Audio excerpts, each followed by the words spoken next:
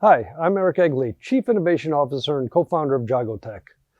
I'm going to review safety protocol for the Jagoteq system. The Jagoteq system is an RGB laser-based system, and certain procedures need to be followed to ensure the safety of the user and those in proximity to the system.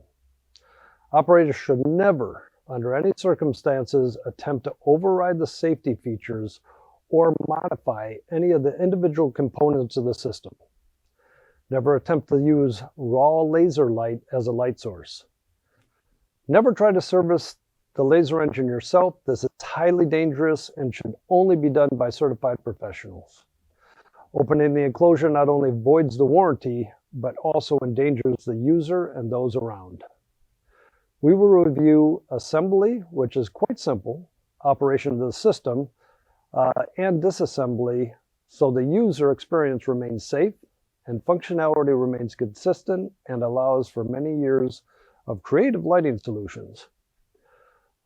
The Jagoteq system is made up of several components, all of which must be attached before the unit is turned on. Never turn on the laser engine without checking the status of each part in the chain. We will review each component and its functionality.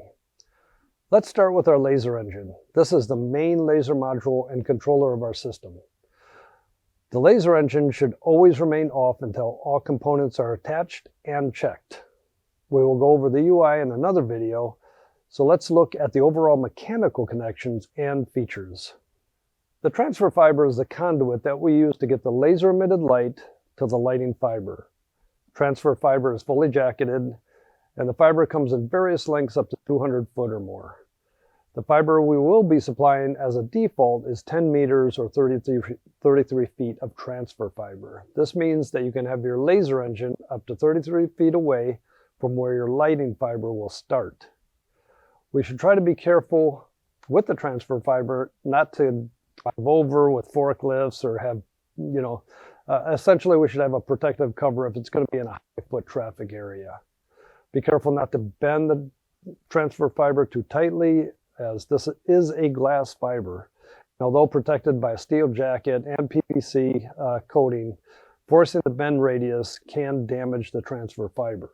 Should this happen, it will need to be replaced. The fiber adapter comes in several different sizes currently in 6mm, 8mm, and 12mm. The function of the adapter is to convert the laser energy into a usable combined projected beam that will fit the lighting fiber for optimal light output. The fiber has an SMA 905 receiver on one end and a large diameter receiver for the lighting fiber on the opposite end. Okay, our side emitting fiber, or lighting fiber, is where the laser emission is transported and dispersed to provide a unique and highly saturated lighting effect. Lighting fiber can come in various sizes or lengths based upon the user requirements. The lighting fiber should never be cut shorter than the recommended lengths. For instance, a 12mm is no less than a foot. Cutting shorter lengths can expose users to dangerous levels of laser radiation optically. End caps are required when using only one laser engine. End caps are placed at the far end of the fiber for two purposes. Okay, one, to reflect light back into the fiber for a more even light distribution throughout the fiber, and the other is to protect from heat that will emanate from the end without it. Even though you don't feel any heat in the body of the fiber, it is a focus beam at the end. Okay, so we have to be aware of that. It can burn skin and surfaces if it's a short enough length. We also make right angle and 90 degree connectors, and these will be coming out soon. Again, you can use that with several different light engines, one on either end, and that gives you a nice right angle configuration. Okay, let's start with our connections. We have a safety door here, which essentially reads when the transfer fiber is inserted. Without the transfer fiber in there, the machine will not turn on. Never try to override this. This is a safety built in that it makes it safe for everybody around, okay? Again, never plug in the unit until all the components are attached.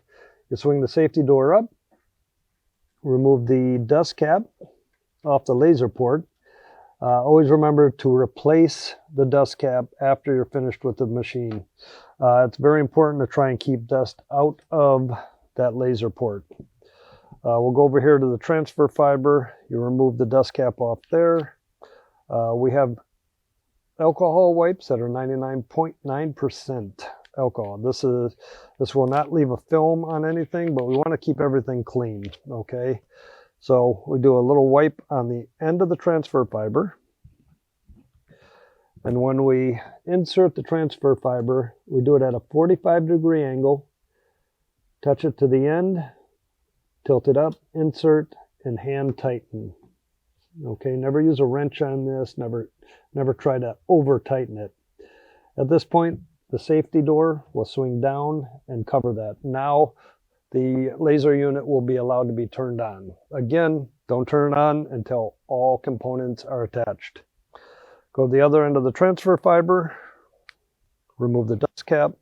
Again, wipe it down. Be very careful not to scratch the end of the transfer fiber. This is a highly polished fiber, and we want to keep it that way. Your adapter, remove the dust cap. Again, dust is, it's not our friend. We want to keep everything clean. Okay, remove that.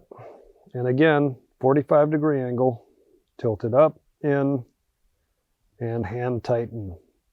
From there, we go to our side transmitting fiber. Okay, loosen up the end cap on our cable glands. We'll insert the fiber, and there's an internal stop. Okay, and that's where we want it to end up. We will have marks on the adapter so that you know exactly where that should stop. Okay, so it should always go that length in. This is very important because this is calibrated so that the end of that fiber gets the maximum amount of laser energy so that we have a good, nice transmission all throughout our fiber. And of course, again, if you're using only one laser engine, we need that end cap on there. And this is a locking end cap. Press it, it will not come off, okay? In order to take it off, depress the ring, and it comes right off. But we have to make sure that we have that on any of the fibers that we're using. We can use two laser engines with one piece of fiber. Just repeat everything that we did here on the other one and then connect it to the opposite end or the far end. Okay, we're ready now to attach the AC and actually turn on the unit. Okay, a short depress on the power switch. And unit is on. Everything is attached, it's checked. So now we make sure that power goes on and we can go full power. What I suggest is we go full power on at least one of the colors, okay? And then we test to make sure that everything is functioning properly and the connections are proper, and I'll show you how to do that. Okay, let's scroll down. Let's go green. Okay, and we'll kick that up all the way. And we got to do intensity too, otherwise we don't get any light. There we go. All right, so what we're going to do is we're going to leave this go for about 30 seconds, okay? And what this tells me then is I'm going to just do a light touch on the metal on each end of the transfer fiber, okay? These should never get hot, ever. Okay, if they do get hot, then there is an issue with some part of the system. Same with the adapter. This should not even get warm really. Everything should stay cool to the touch. If there is an issue and if it is hot, then we want to turn off the laser immediately and try and determine exactly which one of the components is faulty. And if there is questions, then you need to contact us, or parts will need to be replaced, whether it's a adapter or perhaps a transfer fiber. Generally, nothing happens on the laser end. It's always one of the components that may have gotten dirty or scratched. Excellent. We want the user experience to be a safe one. If you have any questions, please contact us. Check out our website at jagoteq.com for future updates, and follow us on Instagram, Facebook, LinkedIn, just to see some use cases and future developments. Thank you.